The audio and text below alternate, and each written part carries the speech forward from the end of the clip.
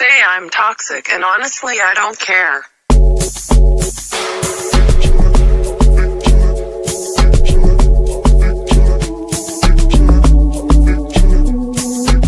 October Red is sponsored by SA Security.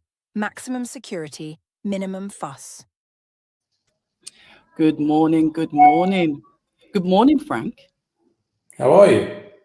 All the better for seeing you. Ladies and gentlemen, it's Frank Smith, who I've been trying to get hold of for 700, what it feels like a very long time. I won't say 700 years, but it's been a long time.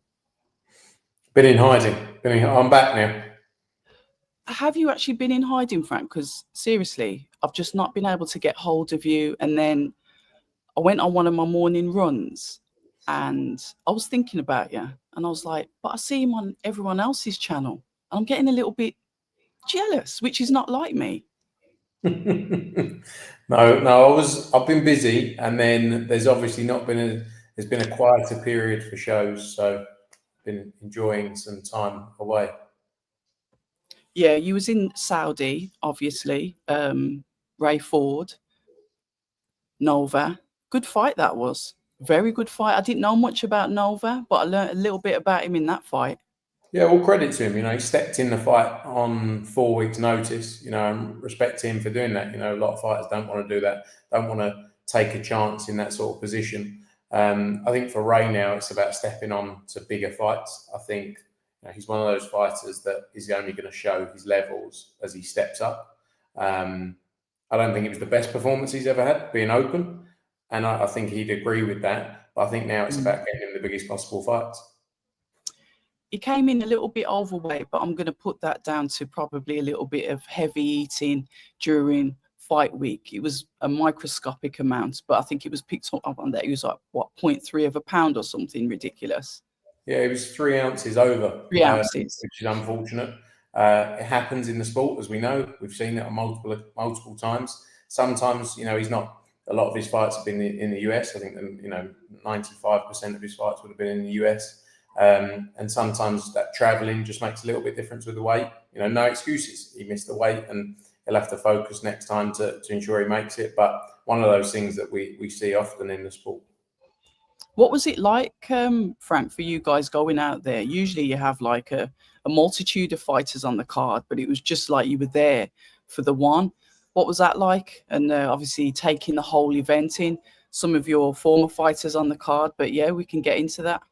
Yeah, look, it was a brilliant show. Some great fights on there. The David Adelaide, Philip Hergovich fight. Respect to David Adelaide, because he's never been in really with anyone close to that level and showed so much heart. And Philip, cut early in the fight, but a brilliant fight between those two. Those two guys. Obviously, the main event, Moses Italma, is a special fighter, and he's going to go. As the ability to go all the way. It's amazing to think what he's doing at just 20 years old. It's quite sensational, really. Ray Ford, who we spoke about on the card as well, amongst others. So it was good to be out there. It was good. It was a good event, and looking forward to many more. Yeah, Saudi's kind of like a second home for all of you guys now. You're either in the States, UK, or over in Saudi. Yeah, it was a good fight. Absolute credit to Moses. What do you think about the stuff around him where they're sort of like pushing him? I know you don't obviously manage or promote him, but there seems to be a little bit of a push to push him right to the top already when he's still so young, and he's got a lot to learn. Yeah, look, I think it's kind of reminds me, when AJ fought Klitschko after winning the belt against Charles Martin and having those defences, he was sort of he advanced quicker and didn't have as much time to learn on the, he was learning on the job. And I think with Moses, because he stepped up with a name like Dillian White, it puts the pressure on then to keep the gas on, really, in terms of opponents. Look, he might beat everyone. He could go in and beat everyone, and that's heavyweight boxing. But at the same time, it's very difficult. And people who've seen this before, like Edgar Berlanga, I'm not comparing their abilities necessarily, but like where he was knocking everyone out in a round or 2 rounds, and then you step up in class. But not even that. It's just like, it's a learning process, isn't it? And people go, "Oh, I'm not sure about it now." And boxing is such a fickle business in reality. And I think with Moses, like I say, he's brilliant, and he's doing everything he needs to do. The reality is, was it the best Dillian White? No, probably not. Let's be honest. But that's not Moses' fault. Moses' job is to go in there and knock people out, and he is doing his job. So I think time will tell. I hope he carries on doing what he's doing, because it's great for the sport. But heavyweight boxing is, as we know, unlike anything else. And the reality is, outside of one-off freaks, not saying that in a bad way, U6, everyone is volatile and in close to being KO'd in heavyweight boxing. That's the reality of it. But yeah, he's doing everything he needs to do, and fair play to him. Yeah, I need to ask you about, obviously, the Matchroom rebrand. I like it. And to be fair to you, I will put my hands up. You guys made me go away, go home, and kick myself a little bit and say, you know what? Switch it up a little bit, change it up, keep it fresh, keep it moving. Albeit I am a minuscule, tiny part of the boxing world. It helps. The rebrand definitely does. It brings fresh eyes. It makes people curious. So talk to us a little bit about the rebrand. We know why, but what else can we expect from it?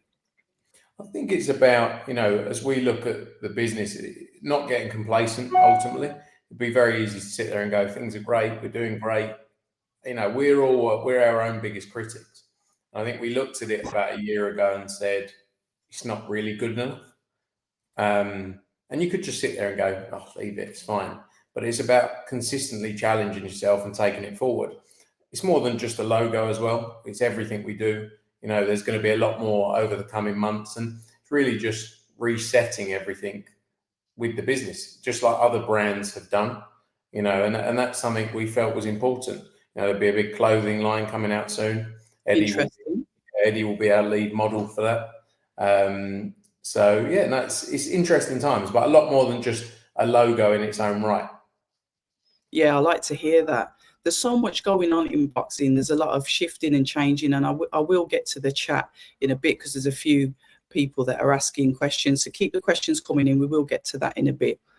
Right. I noticed that you've got this 6-part Netflix series that's coming out. I love Netflix. I've always been a massive fan of Netflix. I remember when Eddie originally started speaking about DAZN, I was like, yeah, brilliant, because I watch Netflix.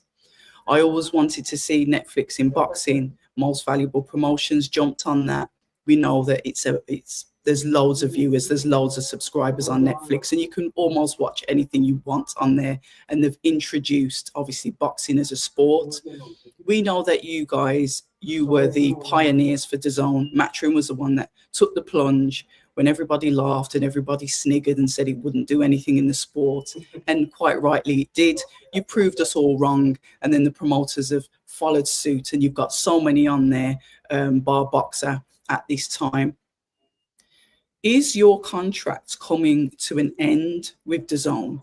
And with this, this relationship that you're forming with Netflix, is that a possibility for Matchroom as part of the rebranding? Because I'm thinking, I know what you guys are like, commercial value, numbers, or that is Matchroom.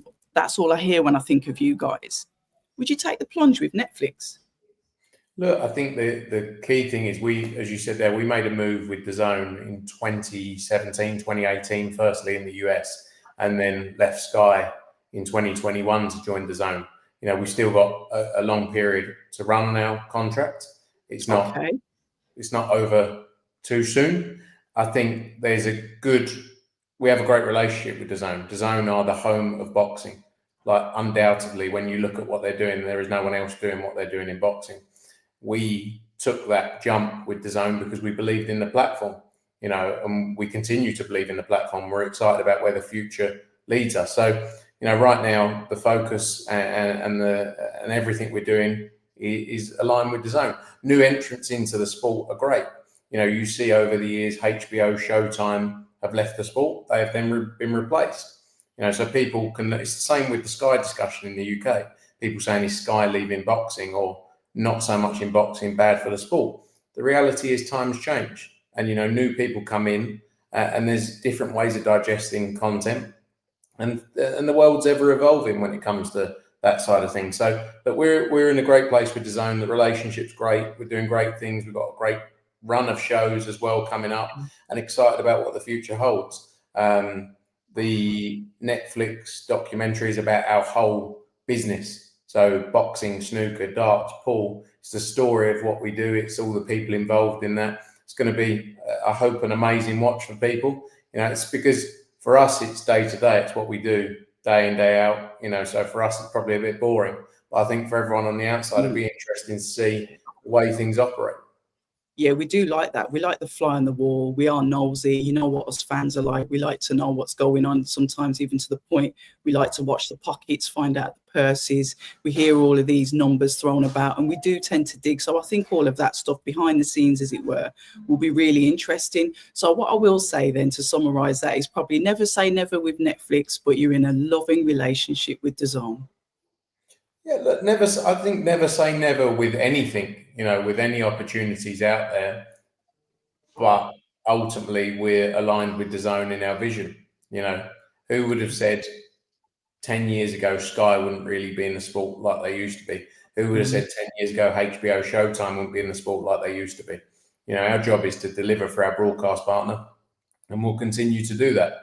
Like I say, we're in a great place, and their business is in a great place. What they're doing, not just in boxing, but in sport as a whole. Sometimes it's forgotten about the work DAZN do, because boxing fans are very boxing centric, and people don't realise how big the DAZN business is. Whether that's the football rights in Germany, Spain, Italy, Japan, like all of these territories. Then they've just obviously got their big deal in France as well, with the biggest football rights you can imagine. They've just had the Club World Cup globally as well.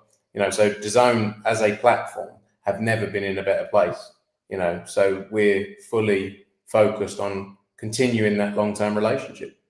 Would you consider moving darts over to DAZN? Darts has actually they've done a recent deal with Sky, a new extension. So Darts have been with Sky for a long time. Obviously, that business, they're doing huge viewing figures, and it's a sport that Sky are very focused in.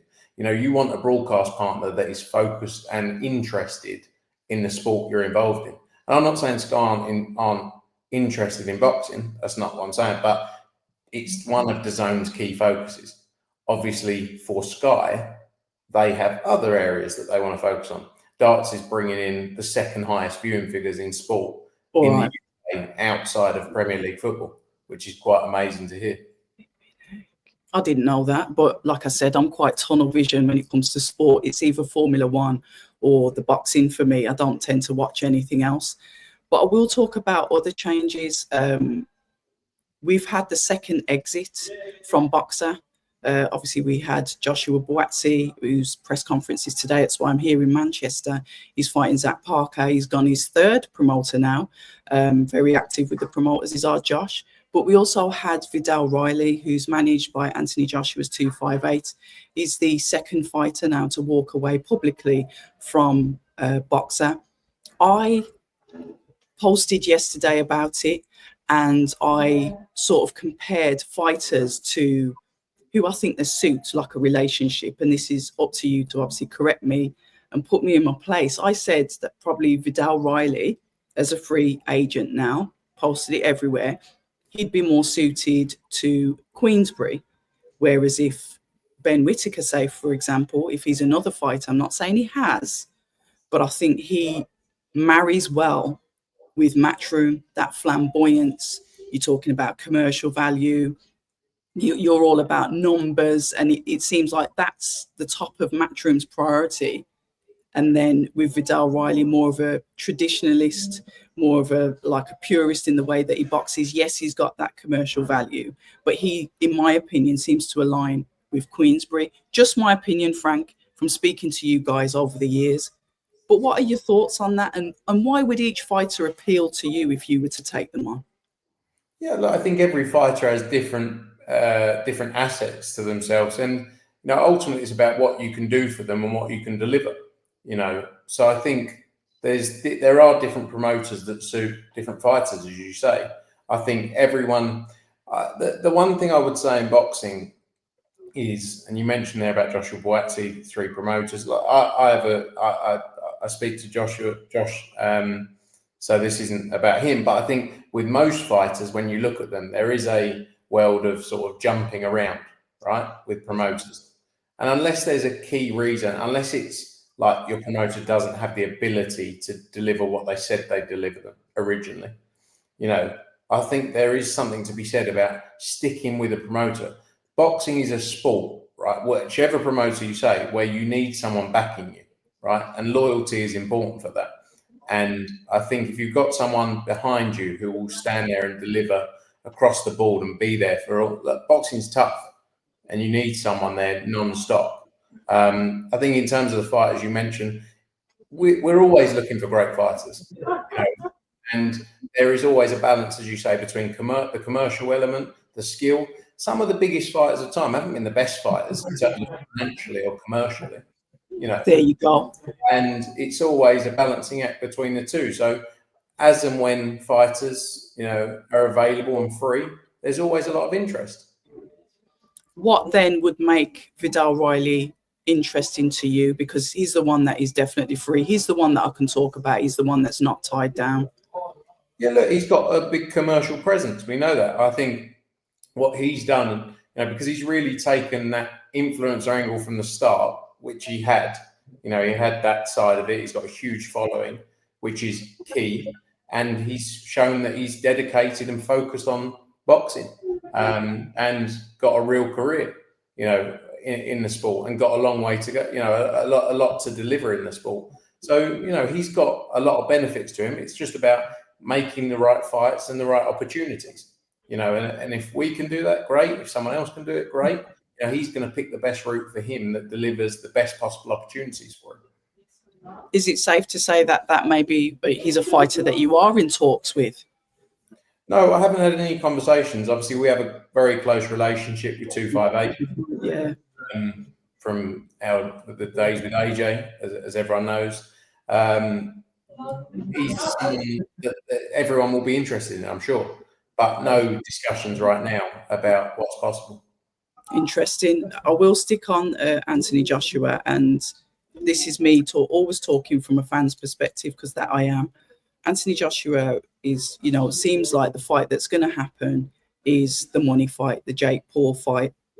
Now, there's a couple of people like myself, but I can only speak on behalf of myself, that are not happy with the fight, because it's like, where are we going in boxing? Anthony Joshua is an Olympian, gold medalist, a two-time unified world champion, has gone for obviously undisputed, wants to go back again for a third time.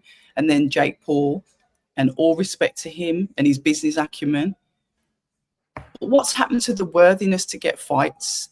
Do you see where I'm going, Frank? Because it's like you used to work your way up, you used to get into the rankings, you get into positions, and then begat your opponents because you were worthy to have those fights.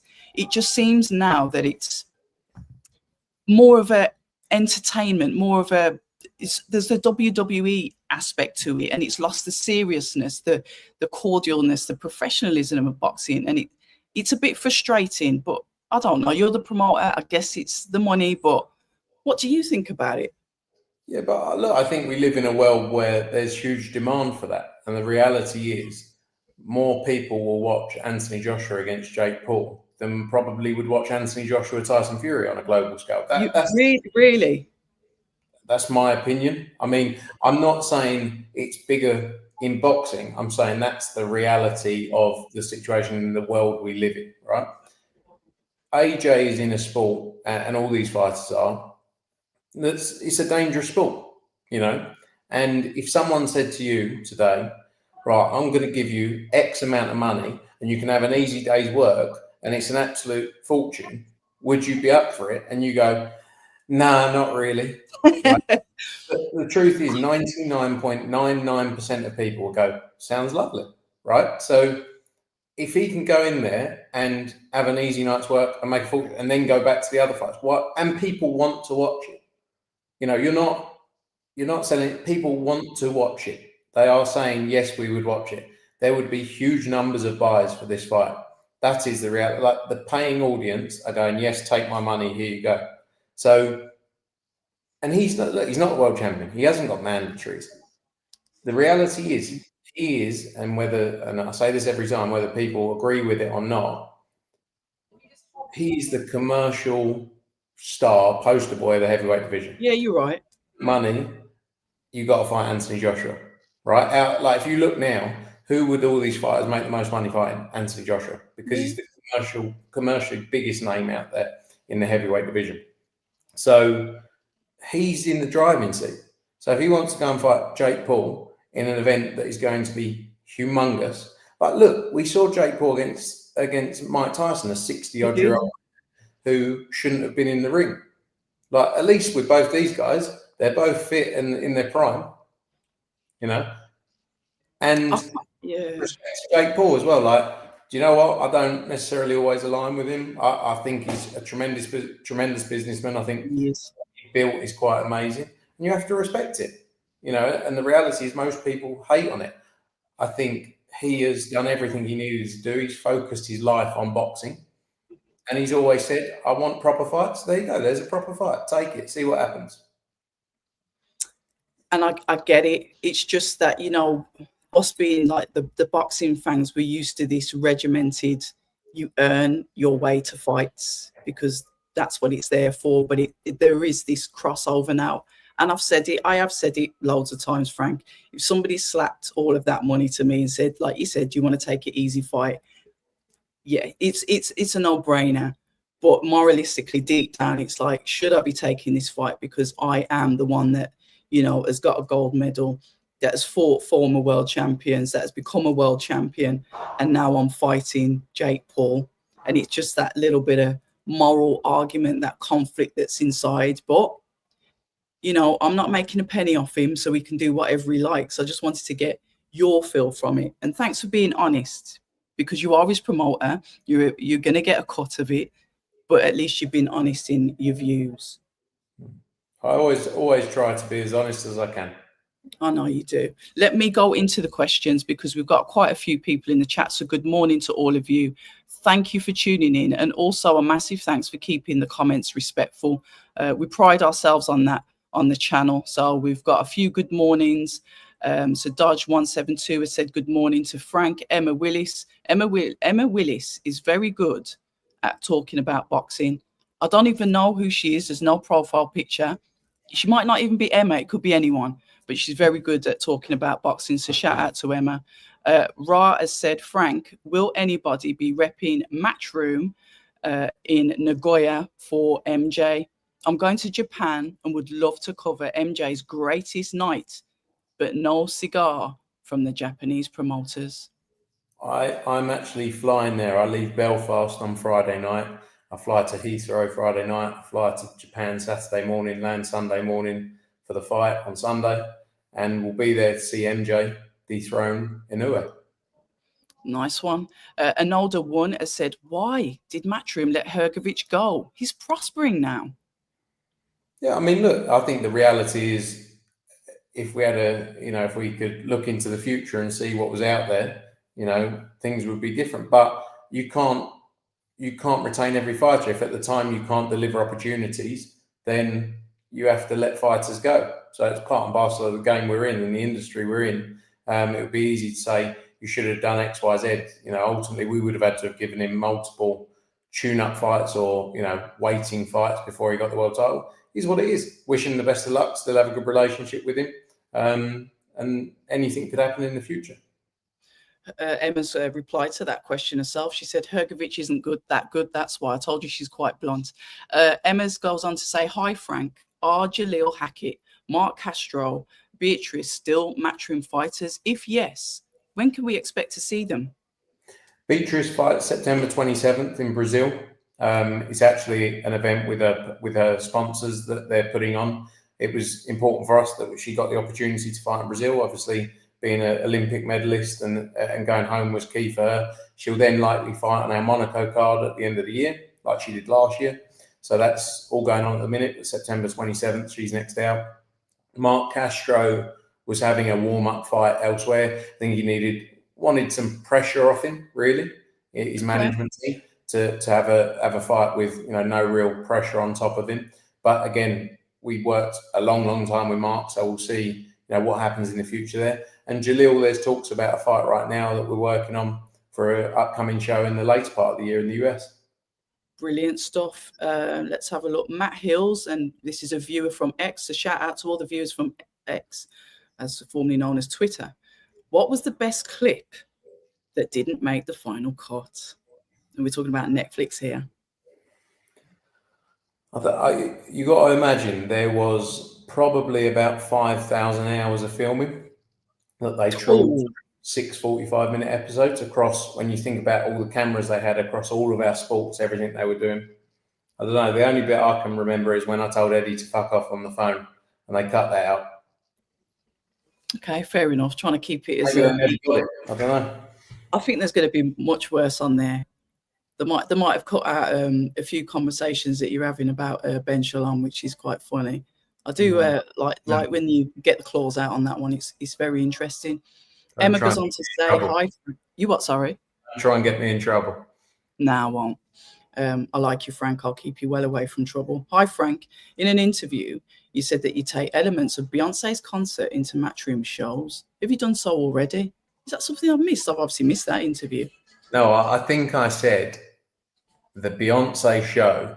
I'm not a mad fan of Beyonce. Aren't you? I think I know her music, but I'm not. I'm not a super fan. I didn't go there in my cowboy boots and my hat. But any tea outfit. Yeah, next year maybe. But in terms of, I love putting on shows and seeing the production they put on. I said it was the best show I've ever been to in terms of production. And, we'll probably have a flying car at one of the next shows. Wow. Shout out to Star Fox in the chat. Ify Sid, one of our regular subscribers, greetings. Ask Frank, how was Accra, Ghana? And I hope the AJ Yoka fight is there next. A lot of people are talking about that, and we can come on to that camp in a bit anyway. Yeah. Beautiful. Accra was unbelievable. Yeah. Brilliant place. Great place to do an event. They've been doing tremendous boxing shows in recent times. Pause that thought there. Look who's just popped in. I'm on a live, and look who's just turned up. JB, I told you we were speaking about you, JB. You said you're right. Yeah, you're right. Not too bad, thank you, Frank.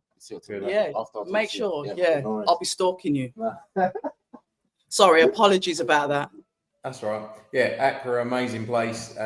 Great place to do a boxing show. They've been doing some tremendous things. So be interesting to see what happens there. Lots of talk about this Yoka fight. There's never been any real discussion about it. How's that started, Frank? Just like most rumours in boxing. How do most things in boxing start?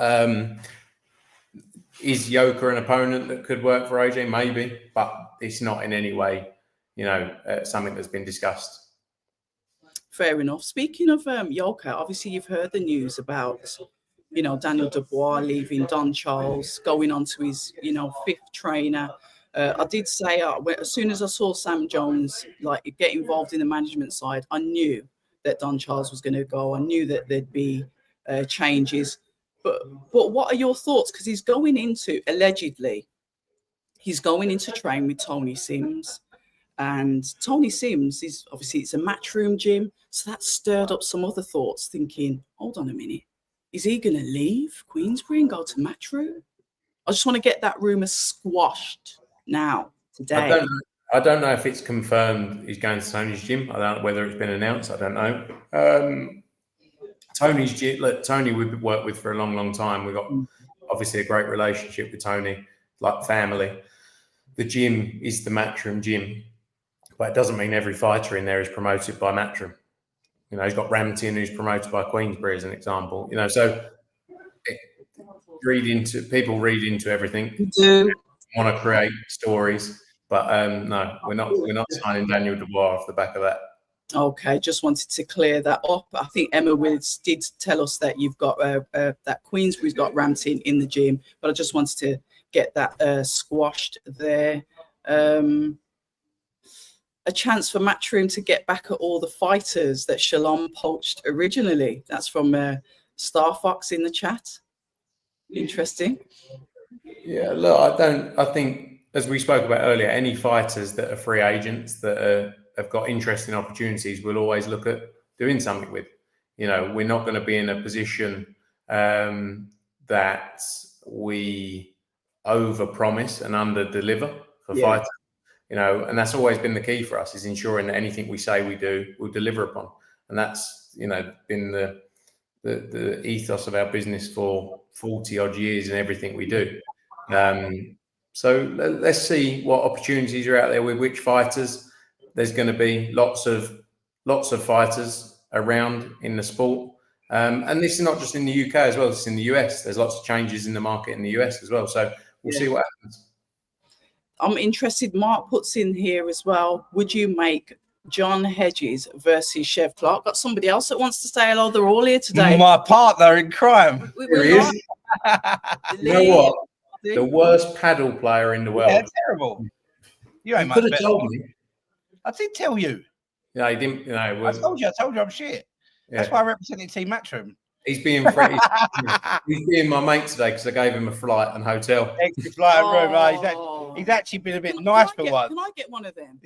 Listen, he's never ever nice. He's the tightest man. Tightest man in boxing. I think he's actually all right, to be fair. You know what? Yeah, He's a top. Yeah, Frank's a top block. Must be something to do with the name. Apologies, sorry. It's like a party. No worries. Who else are you going to pull out? Yeah, Mark said, would Frank make John Hedges versus Chev Clark for the future? Yeah, I think that Chev's been at a higher level than John, obviously. But it's an interesting fight. I don't think it's a fight for next, but definitely an interesting fight down the line. Okay. Rocky Ali, shout out to you, says, when will Terramona be out next? Later this year, before the end of the year, you'll see him back out. Maybe November time, you'll see him back. Are you signing any more fighters, Frank? Always. See, I knew he was going to say that. Every day. If Ben Whittaker is free, if he's free, because I really do think, and this is, like I said, I don't know what's going on with him because I don't, honestly. But he really does suit you guys. Him and Eddie are more or less the same person. There's just a little bit of an age difference. But do you see what I mean? The flamboyant. No, but Ben dresses a lot better than Eddie. You think so? Goodness, yeah, a lot better. And a better hairline. So, you know. I can't say anything about hairlines, Frank. I'll be sitting there like you in a bit. Or with a lopsided wig on. I think when you look at fighters out there, Ben Whittaker, I've said this multiple times, he's a real star of the sport. There have been no conversations with Ben Whittaker, you know. So if he became a free agent, would Matchroom be interested? Of course they would, just like every promoter in boxing would be interested in Ben Whittaker. I don't know the situation with him. I think there's a lot that can be done with Ben Whittaker. I think there's a lot still to be done with him. So let's see how things play out. Right, it's interesting actually. Toby Bartlett, just elaborate on this before I close off today's live with Frank. Eddie confirmed it on a Parsons interview just now. Confirm what, Toby? I don't know if he's trying to drop any of us in there. So how many fights are you going to do in the UK? I'm coming to Ireland, you know, Frank. I'm actually... That will be one of the best shows you ever go to. Close to 20,000 people probably at Windsor Park. Yeah, I've never been. Hopefully the rain holds out. I won't be there. I'll be on a plane to Japan, unfortunately. Right. Are you going to be there for any of the week? Yeah, I'll be there Monday. I'll be there Wednesday to Friday. Well, that's all right. I'll see you then. Yeah, we will do roughly 16 shows in the UK, roughly. To what, from now till December? Oh, no. I want some weekends off. I was about to say, Jesus, is that like for the next 12 months? It's in a 12-month period, yeah. Interesting. So when you look at this year, we've obviously got September 6, September 13, October 11, October 17. It's like 2 a month on average.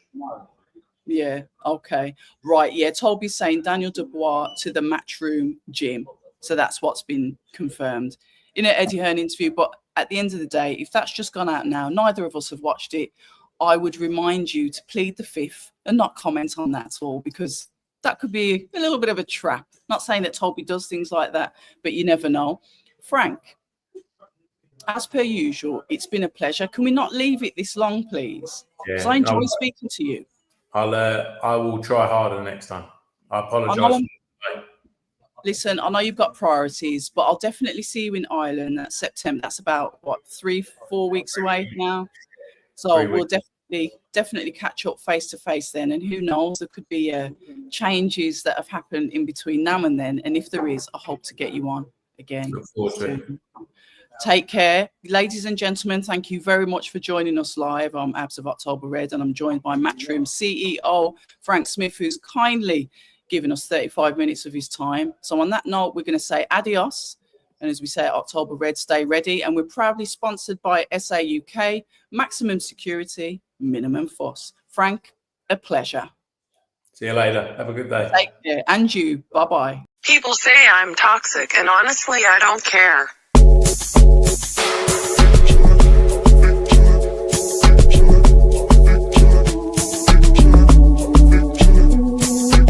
October Red is sponsored by SA Security. Maximum security, minimum fuss.